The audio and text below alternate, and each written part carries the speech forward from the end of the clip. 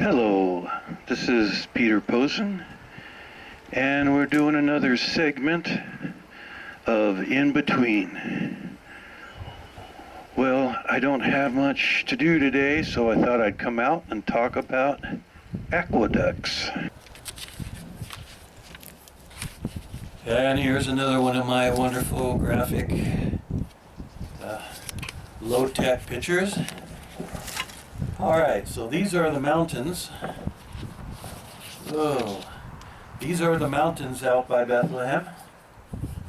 And what they would do, a little hard with the wind blowing here, what they would do is they would make small little 1-foot stone walls and plaster them with a channel coming down along the hillside to a main channel, and this channel would go down to a settlement pool. You wanted to have settlement, get rid of all that dirt and rocks or whatever that comes down, and then from the settlement pool it would go into the reservoir or the cistern.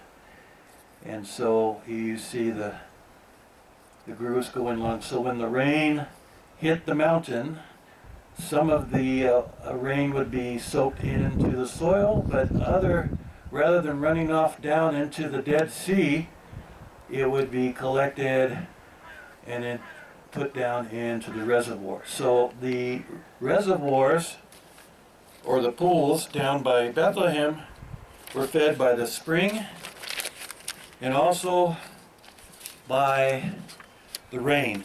And they enlarged the pools and made the pools much more suitable, because the rainwater didn't, the spring and the rainwater didn't just feed Jerusalem, it also fed Herodian. Now Herodian was a large palace complex built by King Herod, and they had a huge lake out there. It was a deep enough lake where you could sail boats on it, and in the middle of this lake was a gazebo where you could swim out to and have lunch. And he also had his Roman baths out there, so it used a lot of water, Herodian did. And so the three pools south of Bethlehem fed both the old city of the lower old city of Jerusalem, and also Herod's big palace out there in the desert. So anyhow, here is another example. Here we have, this is the side view of the aqueduct, and then you would have flagstones put on top that keeps the animals and dirt out of the cistern, out of the aqueduct. And then later on, they placed ceramic pipes, and it was more watertight. Now the ceramic pipes were large at one end, and then they would taper down, and these were all fired in a kiln, and then they were jointed together, and the joints were either filled with Roman cement. The Roman cement, of course, was mixed with the volcanic ash, which made it waterproof and very, very hard. To this very day, aqueducts are made with that Roman cement. Or they would melt lead and fill in all the gaps with melted lead, and coat that with lead. And as we know, lead lasts for centuries. It doesn't corrode like copper. Of course, gold probably would last longer, but who's going to do your plumbing with gold? So anyhow, I'm going to take the camera around, and we're going to get more of a bird's view of this construction that I've been talking about. So now we're mobile. Okay, so here's the wall I was sitting on. It's actually not a wall. This is the aqueduct. And here we see some plaster put onto the aqueduct at what period, I'm not sure. And it continues on along this park. It's called the Haas Promenade, and it overlooks the old city of Jerusalem. And as you see here, it continues on there through the park. Ooh, here we go. Here's the kind of an up close of the ceramic pipe that we were talking about that was placed in there at a later period. And so we'll follow this along here. You have to remember, this is going 21 miles all the way from Bethlehem to the old city. And here we are. Oh, let's climb up on the aqueduct. So now I'm on top of the aqueduct down below us. And here we are with the other end, and there you see the ceramic piping. Someone put a concrete plug on the end to keep the animals from crawling out, but that didn't work because someone stepped on it. So when you step on the ceramic, of course it breaks. So they cover up the ceramic, as you can see, with stone. And you can see it going all along the hillside. There it is, way over there, continuing. And even farther, let's see if I can zoom way over there. There it is, way over there on the other side of the hill, zigzagging around, and then it goes under the village of Albator. And in the Hinnom Valley is those large pools we've been talking about, which fed the Temple Mount. And there is the Temple Mount. So here we are at the upper aqueduct. This aqueduct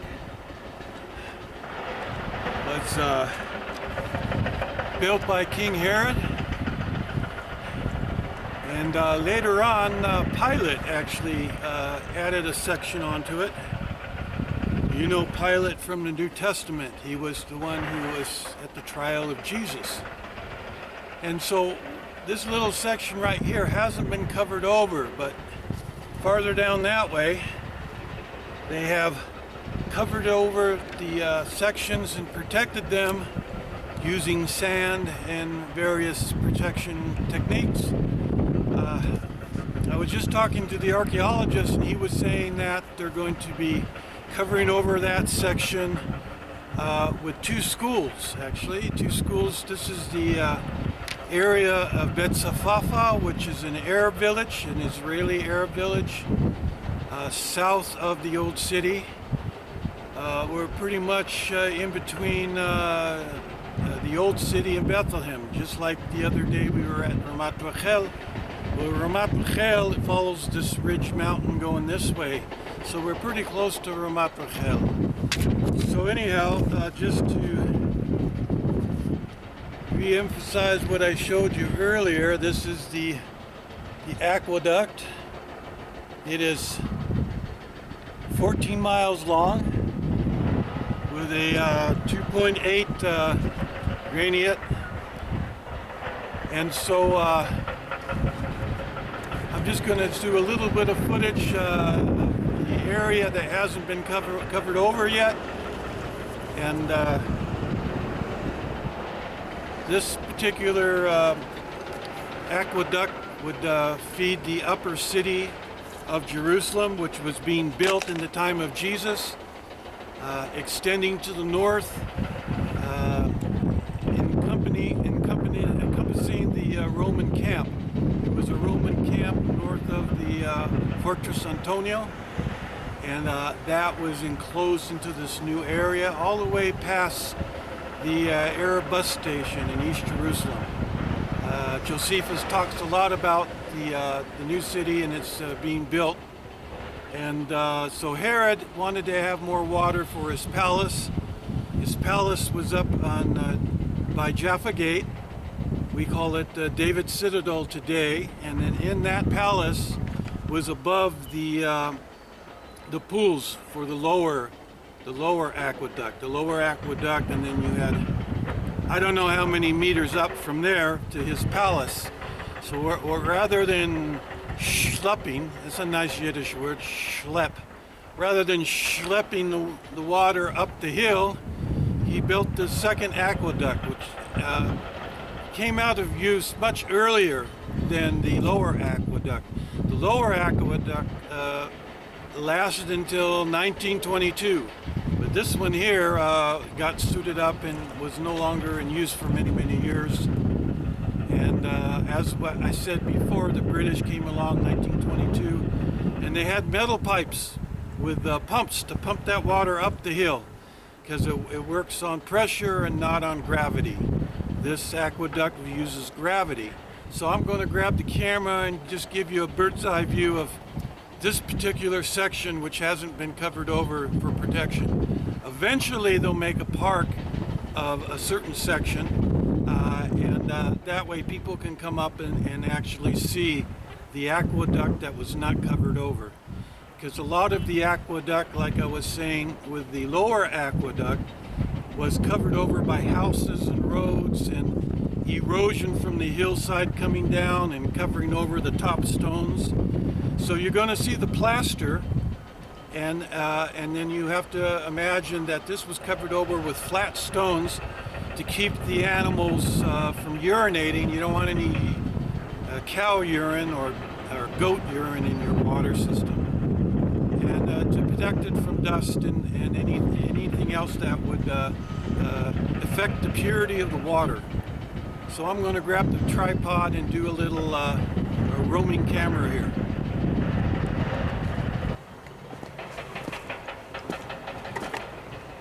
Here you can see where the comes out of the hillside, flows down.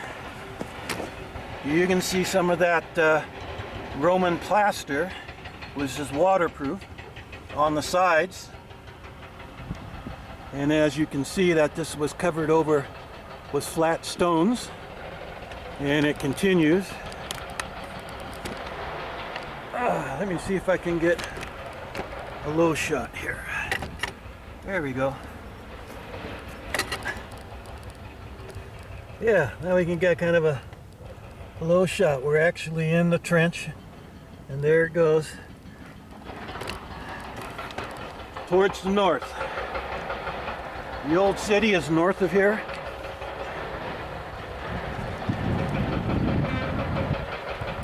And as I was saying before, this came from a water source, a spring, 14 miles from the old city.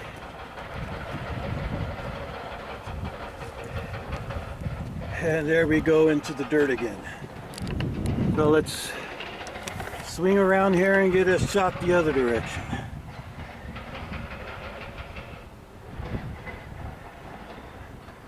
"14 miles of digging this in order to bring water to the old city." So